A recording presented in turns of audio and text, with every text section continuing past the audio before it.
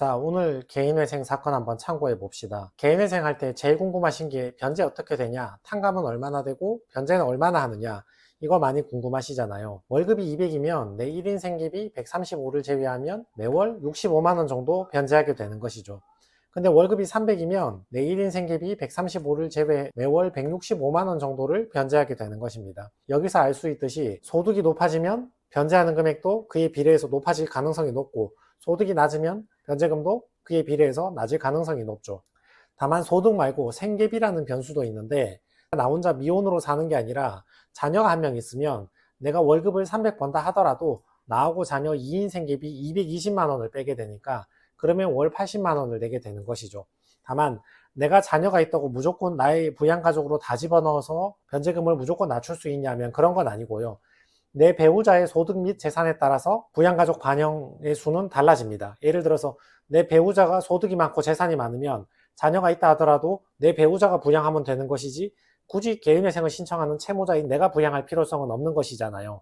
그러니까 이런 경우는 법원에서 자녀를 1인을 부양하지 말고 0.5인만 부양하라고 하던가, 아니면 부양가족에서 전부 제외하라 하던가, 이런 보정 권고가 나오는 경우가 많이 있습니다. 두 번째 참고하실 내용이 청산가치인데, 청산가치보다 여러분이 3년 동안 변제하시는 금액의 합계금액이 더 많아야 되거든요.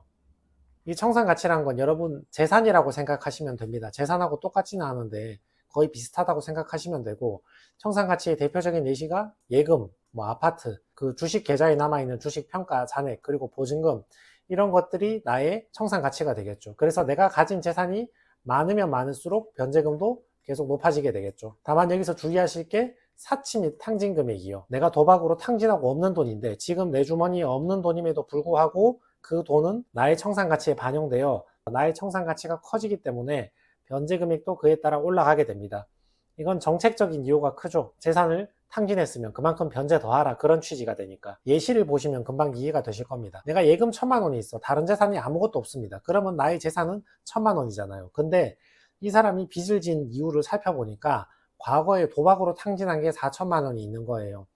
도박으로 탕진한 금액은 나의 재산은 아니잖아요. 그렇지만 둘 다 합쳐서 청산가치로 간주가 되기 때문에 나의 청산가치가 5천만 원이 되면 나는 5천만 원보다 더 많이 변제를 해야 되는 사람이니까 36개월 동안 5천만 원 이상 변제하려면 5천만 원 나누기 36개월 하면 최소한 매월 138만 원은 변제해줘야 되는 거죠. 근데 내가 월급이 150만 원이야. 138을 변제를 할 수 없잖아요. 한 달에 12만 원 가지고 살 수가 없잖아. 그러면 어떻게 되느냐? 기각인가? 이런 문제가 나오는 거죠. 이건 이따가 한번 살펴봅시다. 자, 오늘 참고 사례 보시면 83년생 40대 남자신데 미성년 자녀가 2명이 있었습니다. 이분 진술서를 보시면 결혼하고 사는 동안 자녀가 생기고 생활비가 많이 들어가기 시작했죠. 원래는 스포츠 토토에 관심이 없었는데 직장 동료들이 스포츠 토토 하는 것을 계속 옆에서 구경을 하게 되었고, 직장 동료들이 몇백만 원씩 돈을 따는 거야. 나는 당장 생활비가 부족한데. 그러니까 나도 저걸 해서 100, 200이라도 따보면 생활비에 보탬이 되지 않을까. 스포츠 토토를 시작했는데 탕진을 하기 시작하는 거죠. 본전 생각도 나고 일에 집중도 할 수 없으니까 계속 도박에 베팅하는 금액이 커지게 되는 거죠. 온라인 게임이나 아이템 결제 이런 거 하면서 채무가 계속 늘어났다. 이런 사유가 생각보다 채무자들에게 많이 있습니다. 원래는 토토든 코인이든 아무 관심 없이 살았는데 애 키우고 생활하다 보니까 생활비가 부족한 거예요. 주변에서 토토 코인으로 돈을 벌었다고 하니까, 내 눈으로 직접 보게 되니까 이거 가능하구나. 주변 사람은 믿을 수 있으니까 나도 저걸 잘해보면 100만 원, 200만 원 딸 수 있지 않을까. 그걸로 생활비 보태면 도움이 되겠네 라고 시작을 했는데, 그렇게 탕진하는 금액이 500만 원, 1000만 원 늘어나면 사람이 평정심을 잃게 되죠. 시작하자마자 돈을 잃었으면 아직 평정심이 있는 상태니까 100만 원, 200만 원 돈을 날려도 더 이상 투자를 안 할 건데, 몇천만 원 날리고 나면 평정심을 잃은 상태니까 과도하게 대출받아서 투자해서 계속 돈을 날리게 되는 거죠. 무상거주 사실 확인서 있죠. 내 명의로 된 월세집이나 내 명의로 소유하는 집이 아닌 다른 집에 사시는 분들, 이거 제출해야 됩니다. 이분 같은 경우는 배우자가 소유하는 빌라가 있었거든요. 거기에 거주하시는 거니까 법적으로는 배우자 집에 무상거주하는 거니까 요거 확인서를 한 장 적어내는 겁니다. 그냥 주소하고 연락처하고 이런 것만 적어내면 되죠. 아주 간단한 서류입니다. 자, 이게 금지명령 신청서입니다. 채권자가 채무자에게 독촉을 하잖아요. 가압류도 하고 가처분도 하고 돈 달라고 추궁도 하고 이런 걸 많이 하잖아요. 개인회생을 신청하면 법원에서 채권자에게 명령을 내리는 겁니다. 이런 거 하지 마라. 채무자에게 가압류 가처분 강제 집행하지 마라 명령을 내리는데 그게 금지 명령입니다. 개인회생 신청과 동시에 금지 명령 신청을 들어가는 거죠.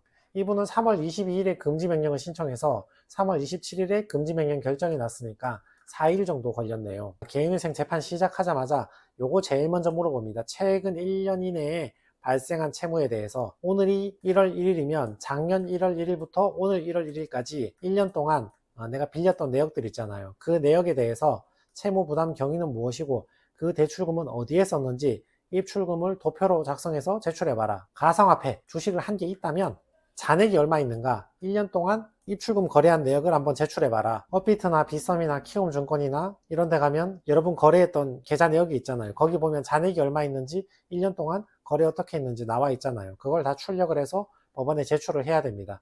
그 다음에 도박자금, 스포츠 토토 게임 이런 거죠. 유흥비, 개인 채무 변제액, 은행이나 캐피탈이나 금융권에 갚은 게 아니고 내 지인에게 변제한 돈, 사용처가 불분명한 금액, 출금을 하긴 했는데 어디 썼는지 굉장히 애매한 금액, 과도한 생활비, 지나친 낭비, 명품, 가족한테 보낸 돈 50만 원 이상, 성형 이런 것들은 청산가치에 반영하시기 바랍니다. 아까 보셨죠?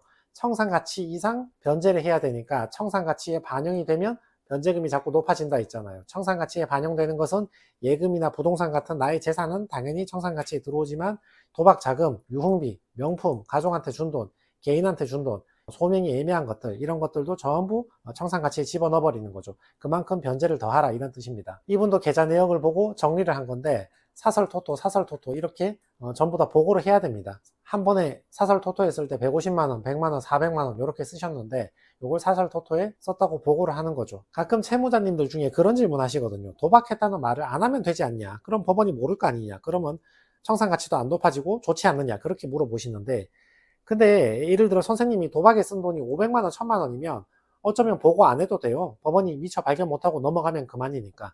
근데 이런 분들처럼 1억 원 이상을 토토나 뭐 주식 코인 이런 데 탕진한 분들 같은 경우는 설명을 할 수밖에 없는 거죠. 뭐라고 설명할 거야? 내가 채무가 1억, 2억이 생겼는데 법원에서 그 채무 왜 발생했습니까? 물어보는데 도박도 아니고 주식도 아니고 코인도 아닌데 그냥 채무가 1억, 2억이 발생했습니다. 그러면 말이 앞뒤가 하나도 안 맞잖아요. 그러니까 이만큼 많이 쓰고 채무 금액이 커진 경우에는 별 수가 없습니다. 그냥 정직하게 보고를 해야 됩니다. 자, 계좌 내역도 제출을 했는데 구글 플레이 요거 게임머니 하려고 쓰신 것 같은데 이런 것들도 전부 다 제출을 해야 되니까 어차피 법원에서 계좌 내역이나 카드 사용 내역 뒤져보다 보면 토토에 썼는지 주식 코인에 썼는지 금방 알아차리게 됩니다. 그래서 허위 보고를 해서도 안 되고 할 필요도 없는 거죠. 어차피 알게 될 거니까. 개인회생 시작하면 도박 탕진 이런 분들은 그 치유센터에서 치료받는 거 교육 이수증 제출해야 되거든요. 용도 법원 제출용 교육 받으시고 출력해서 법원에 제출하시면 됩니다. 그래서 이분이 개인회생 개시결정 받은 내역인데 개인회생 신청할 당시에는 월급을 156만 원짜리로 구하셨거든요. 조금 불안하긴 했는데 일반인의 관점에서 볼 때 월급이 약간 낮은 감이 있죠. 그 당시 1인 생계비 125만 원 제외하면 월 33만 원 변제하는 걸로 결정이 되었습니다. 36개월이 아니고 48개월 나왔네요. 33만 원 48개월 4년 변제하면 1,500만 원 정도 변제하게 되시거든요. 내가 월급이 160만 원인 거예요. 근데 탕진액은 1억이나 돼. 굉장히 채무액이 큰 거죠. 아까 영상 시작할 때 제가 예시를 들어드렸잖아요. 월급은 낮은데 탕진액은 굉장히 커. 그래서 이게 청산가치에 반영되면 어떻게 될 것인가? 망하는 사례도 있고 잘 되는 사례도 있는데 망하는 사례 먼저 한번 봅시다. 이 탕진한 금액을 법원에서 전부 청산가치에 집어넣어 버린 겁니다. 그러면 청산가치가 1억이 되니까 나는 1억 이상 변제해야 되잖아요. 3년 동안 36개월 동안 1억을 변제하려면 한 달에 최소 277만 원 변제해야 됩니다. 1억 나누기 36개월 하면 277이 나오니까 이거 이상 변제해야 돼. 근데 월급이 160만 원 밖에 안 되잖아요. 이걸로 이걸 어떻게 변제를 합니까? 변제가 안 되지. 그래서 그냥 기각이 돼버리는 거죠. 법원에서는 청산가치를 보장할 만큼 변제를 많이 하라 하는데 되지가 않는 거지. 잘 되는 사례는 어떤 사례냐 하면 법원에서 봤는데 이 사람이 월급액이 너무 낮으니까 이걸로 탕진한 금액 전액 변제가 어차피 안 되는 거야. 그러니까 됐고 저기 전액 변제 안 되는 거 알고 있으니까 그냥 되는 데까지 최선을 다해서 변제해라. 그런 조건으로 통과를 시켜주겠다. 이렇게 되는 거죠. 그러면 월급 160만 원이니까 1인 생계비 약 130 빼면 월 30만 원 변제하게 되는 거죠. 단 원래는 36개월인데 최선을 다해서 성실하게 변제시켜야 되니까 60개월, 5년까지 변제 기간을 늘릴 수 있긴 하거든요. 물론 30만 원 변제금 나오면 60개월 변제해봐야 몇 푼 되지도 않긴 하는데 아무튼 법원에서는 도저히 변제가 안 될 경우에는 이런 식으로 통과시켜주는 경우도 있다. 법원에서는 보정 권고를 처음에는 이렇게 내리죠. 청산가치에 무조건 반영해라. 도박으로 쓴 거, 유흥으로 쓴 거, 탕진한 거, 명품 산 거 이런 거는 전부 청산가치에 반영하시기 바랍니다. 이렇게 보정 권고를 일단은 무조건 내립니다. 구구절절 변명을 하는 거죠. 예를 들어 나이가 많은 경우에는 고령이어서 취업이 어렵다 이렇게 설명을 해야 되고, 어디 아픈 데가 있으면 디스크 수술을 해서 뭐 오래 일하기 어렵다, 뭐 최근에 오토바이 배달하다 넘어져서 무릎을 다쳐서 뭐 근로하기가 쉽지가 않다, 심지어는 자녀들이 성인이라 하더라도 자녀들이 성인인데 취업을 못 해가지고 어느 정도 생계비 지원이 필요하기 때문에 저희 사정을 좀 봐주십시오, 이렇게 사람마다 나이나 직업이나 소득이나 건강 상태나 이런 걸 보고 구구절절 이렇게 변명을 하는 겁니다. 그래서 그 변명이 잘 통하면 이렇게 잘 되는 사례, 이렇게 되는 거죠. 156만 원에 1인 생계비 123만 원 빼고 33만 원 변제하는 걸로. 이분 운도 좋았네요. 60개월도 아니고 48개월로 끝났네요. 전체 채무 원금에서 15%를 변제하고 85%를 탕감받게 되는 거죠. 그리고 이자는 100%다 탕감받게 되는 거고, 청산가치 1,400만 원 정도만 인정받고 넘어가게 된 것이죠. 이 정도 사안이면 거의 대박난 사안이라고 볼 수 있죠. 도박 탕진이 대부분이잖아요. 근데 월 30만 원으로 통과했고 60개월도 아니고 48개월만 변제 계획안을 만들었으니까 이거 다 해봤자 변제금이 1,500만 원 밖에 안 됐거든요. 나머지 다 탕감받았으니까 운이 좋은 사례입니다. 근데 이렇게 탕진 많이 하신 분들이 기각이 되어도 크게 이상한 건 없습니다. 당연히 뭐 월 30일 통과하는 거 아닙니까? 아닙니다. 주식, 코인, 토토 이런 걸로 탕진하고 변제금 조금 내고 무조건 통과되는 거 아닙니까? 그렇게 생각하시면 큰 오산입니다. 이분이 운이 좋으신 거고, 법원에서 안 받아준다거나 힘들어진 사안도 많이 있습니다. 그래서 이분은 전체 채무액 1억 중에서 1,500만 원 변제하고 나머지는 전부 탕감받게 되셨습니다. 3월 22일에 신청해서 3월 27일에 4일 만에 금지명령 나왔고 7월 달에 개시결정 나왔으니까 사건도 빨리 진행이 되었네요. 자, 그래서 생활비라도 한번 마련해 보려고 토토나 주식, 코인 이런 데 손대신 분들하고 처음에는 소액으로 간단하게 해보시려다가 자꾸 탕진액이 커지니까 평정심을 잃고 그 다음에 거액의 대출을 받아서 탕진하신 분들, 이제서야 아차 실수다 정신 번쩍 차리신 분들, 이런 분들에게 오늘 사안이 좀 도움이 되었으면 좋겠습니다. 이상입니다.